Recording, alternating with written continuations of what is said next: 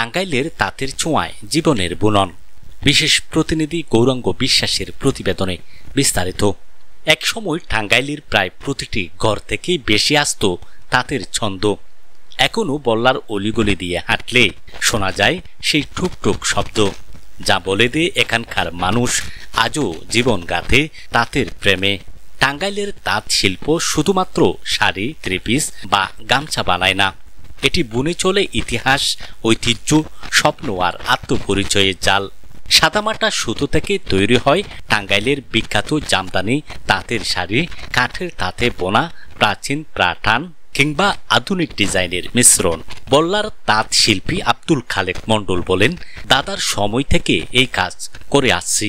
কাঁচামালের দাম বেড়ে যাওয়ায় খুব একটা ভালো খাচ্ছে না তাঁত শিল্পীদের জীবন, কিন্তু এটাই আমাদের রক্তের সঙ্গে মিশে আছে।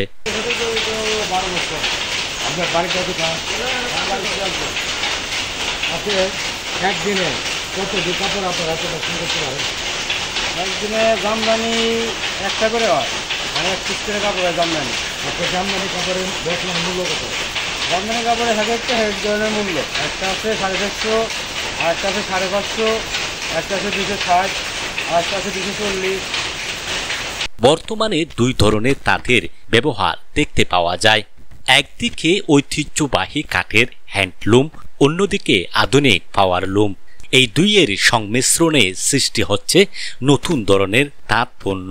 কিন্তু এই শিল্পের বিকাশে বাধা হয়ে দাঁড়িয়েছে কাঁচামালের অস্বাভাবিক মূল্যবৃদ্ধি, দালালদের দৌরাত্ম্য এবং তরুণ প্রজন্মের আগ্রহহীনতা। তবুও হাল ছাড়েননি অনেকেই। কেউ উদ্যোক্তা হয়েছেন, কেউ আবার ডিজিটাল প্ল্যাটফর্মে নিজেদের তাঁত পণ্য পৌঁছে দিচ্ছেন ঢাকাসহ দেশের নানা প্রান্তে। পুরনো ডিজাইনের সঙ্গেই মিশছে নতুন রং, নতুন রূপ।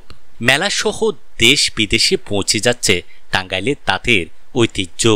মধুপুর গড়, লালমাটি, টাঙ্গাইলের জমিদার বাড়ি, করটিয়া জমিদার বাড়ি, ছাওয়ালি মোহেরা জমিদার বাড়ি, আঠিয়া মাজার ও আঠিয়া জমিদার বাড়ি, সন্তোষের জাহান নাবি জমিদার বাড়ি, হেমনগর জমিদার বাড়ি, সাবেক স্পিকার ও সাবেক বিচারপতি আব্দুল হামিদ চৌধুরীর বাড়ি, টাঙ্গাইলের নাগবাড়িতেই অবস্থিত ব্রাহ্মণ শাসন জমিদার বাড়ি, এলেঙ্গা মিত্র দেবুস ভট্টাচার্য এর জমিদার বাড়ি, ধনবাড়ি নবাব বাড়ি, সাবেক এলএমএ সুরাংশু শেখর সাহা এর বাড়ি বল্লা। টাঙ্গাইলের সন্তোষে বাস করতেন মজলুম জননেতা আব্দুল হামিদ খান বাসানি। টাঙ্গাইলের মির্জাপুরে বসত করতেন দানবীর রণদা প্রসাদ সাহা।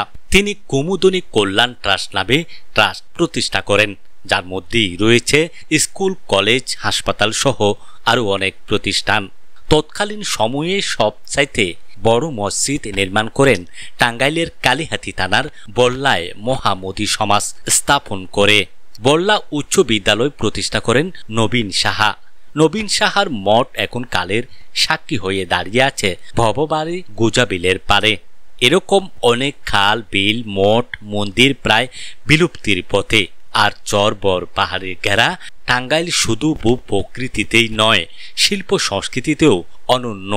এ জেলার অন্যতম গৌরবের উৎস তাঁত শিল্প। কালিহাতি, দেলদুয়ার, গোপালপুর, নাগরপুর, ভূঁয়াপুর, সখীপুর এবং সদর উপজেলার বল্লা, রামধুনী, হাজরাপাড়া, কাঞ্চনপুর সহ বহু গ্রামে আজও বুনে চলছে তাঁতের সুতোয় জীবনের গল্প। তাঁতের সঙ্গে বাঁচা এই জীবন শুধুই পেট চালানোর গল্প নয়, বরং এটি একটি জাতিসত্তার অস্তিত্ব টিকিয়ে রাখার সংগ্রাম। প্রয়োজন সম্মিলিত সহায়তা, প্রযুক্তি হস্তান্তর, নীতিগত সহযোগিতা আর আগ্রহী হৃদয়ের স্পর্শ। এই তাঁত শিল্প বাঁচলে বাঁচবে টাঙ্গাইলের আত্মা, আর তাঁতের সঙ্গে বাঁচবে জীবনের জয়গান। আমি সৃষ্টিকর্তার নাম নিয়ে শুরু করছি টাঙ্গাইল জেলার বিভিন্ন ঐতিহাসিক জায়গাগুলো আপনাদের সম্মুখে তুলে ধরার জন্য এসেছি। আজকে বল্লা তাঁত শিল্প এলাকা, যে জায়গার তাঁত শাড়ি আরও বাংলা রয়েছে বিশালভাবে ঘরের ইতিহাসে এর ইতিহাস টাঙ্গাইলের শাড়ি। টাঙ্গাইলের শাড়ির এক কারখানায় বল্লা আমরা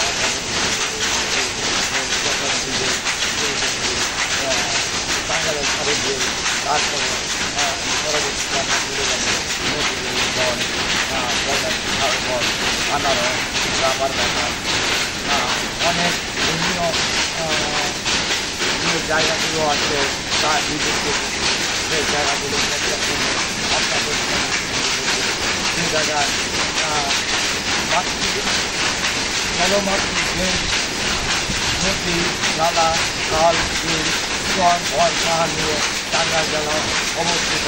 সেই জিনিসগুলো খায় জিনিসগুলো সেই জিনিসগুলো আপনাদেরকে পরবর্তী আমি বললাম টাঙ্গাইল বললাম কাশ্মীর এলাকাতে।